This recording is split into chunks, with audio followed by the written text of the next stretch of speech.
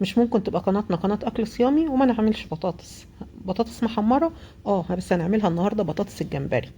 بطاطس حلوة قوي قوي، طريقتها حلوة جدا. انا لما جربتها عجبتنا جدا جدا في البيت. جربتها باكتر من طريقة، دي احلى طريقة فيهم، قلت لازم اصورها لكم. هي بطاطس بتبقى مقرمشة جدا، طعمها حلو قوي قوي، تتبيلتها جميلة جدا. قناتنا زي ما قلنا هي الاكل الصيامي بس. لو عجبك فكرة القناة اتمنى تشرفيني بالاشتراك في القناة، وشيري الفيديو لاصدقائك، واعملي لايك للفيديو، ونشوف بقى عملنا البطاطس بتاعت النهاردة ازاي. سمع صوت القرمشة؟ فعلا بطاطس تحفة، اتمنى ان انتوا تجربوها، وطعمها بقى خطير يعني، فعلا طعمها حلو قوي قوي. ندوقها كده ونشوف القرمشة اللي فيها.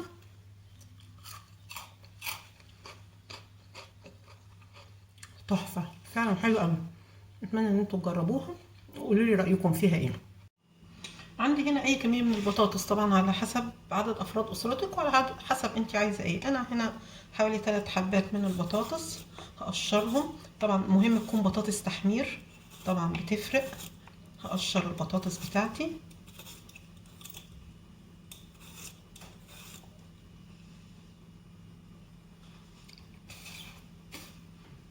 هنا بعد ما قشرت البطاطس وغسلتها ابتدي ايه اقطع البطاطس بتاعتي. اقطعها تقطيعه متوسطه يعني، مش عايزاها تخينه قوي عشان ما تستويش، ممكن ما تستويش يعني، ومش عايزاها رفيعه قوي.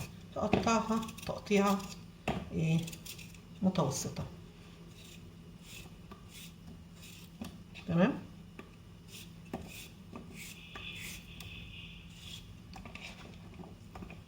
هقطع بقى البطاطس بتاعتي كلها وايه وارجع لكم. قطعت البطاطس بتاعتي كلها زي ما احنا شايفين، والتقطيعه قلنا نخليها متوسطه، ما تخليهاش تخينه قوي، لان لو تخينه قوي مش هتستوي مني، ولو رفيعه قوي ممكن تتكسر مني. انا هنا مش هسلقها، في ناس بتديها غلوه كده او يعني تسلقيها دقيقتين، وفي ناس بتديها نص تحميره. انا ولا هسلقها ولا هديها نص تحميره، امال هعمل ايه؟ انا هشتغل بيها على طول. هجهز الخلطه اللي هي هنعملها بيها وبعدين نشوف هنعمل ايه. اغلب بتوع اليوتيوب بيعملوا ايه؟ لازم اكتر بقى في المكونات والغلبه زي ما بنقول احنا كستات بيوت. هكتر في الغلبه بتاعتي ليه؟ انا جربتها بصراحه باكتر من طريقه. جربتها ان انا ابهرها بهاراتي من البيت، يعني مثلا حطيت كمون وفلفل اسود وبابريكا وكركم، وحطي بقى زعتر، حطي مش عارفه شطه، حطي المكونات اللي انت عايزاها كلها. جربتها.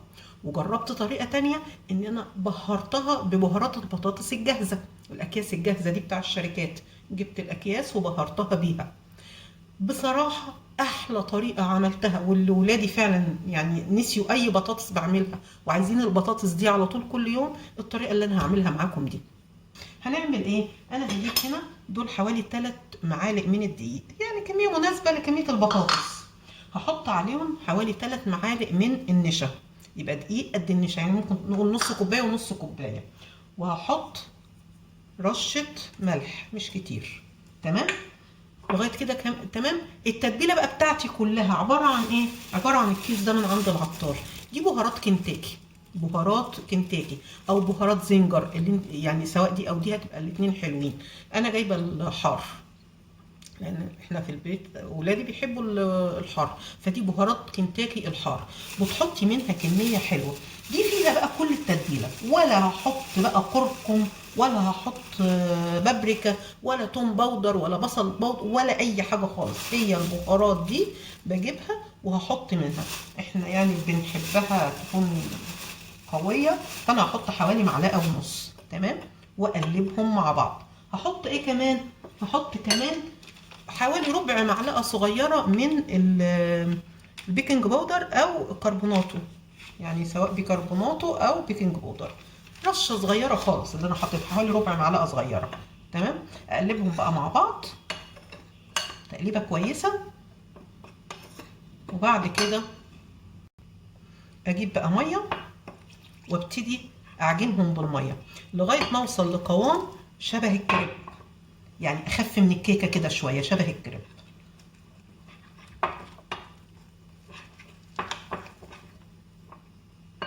هتاخد قد ايه ميه بقى؟ على حسب ما تاخد معاكي. انا قلت لك القوام هيبقى ازاي، وهقلبهم مع بعض لغايه ما اوصل للقوام واوريهولك. ادي القوام اللي انا عايزاه، هو ده القوام المطلوب. تمام.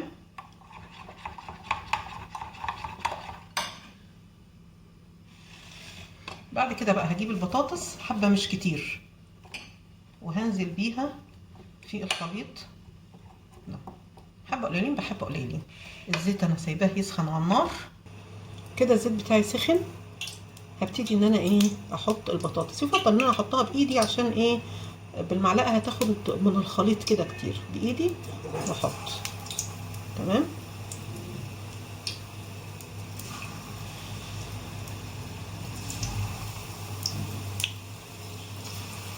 ان هنا النار عاليه، هسيبها عاليه حوالي دقيقتين وبعدين اوطي النار خالص.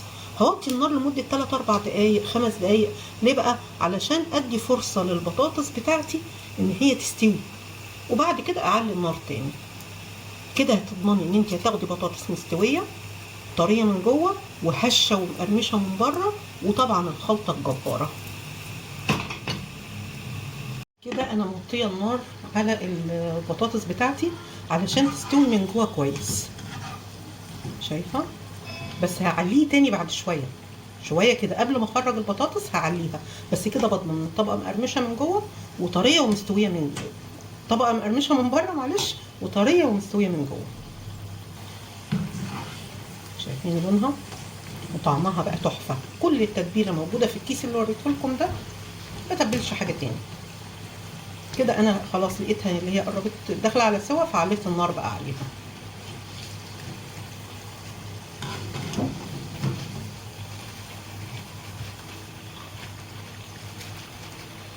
شايفين سماعه القرمشه سخنه. تحفه تحفه.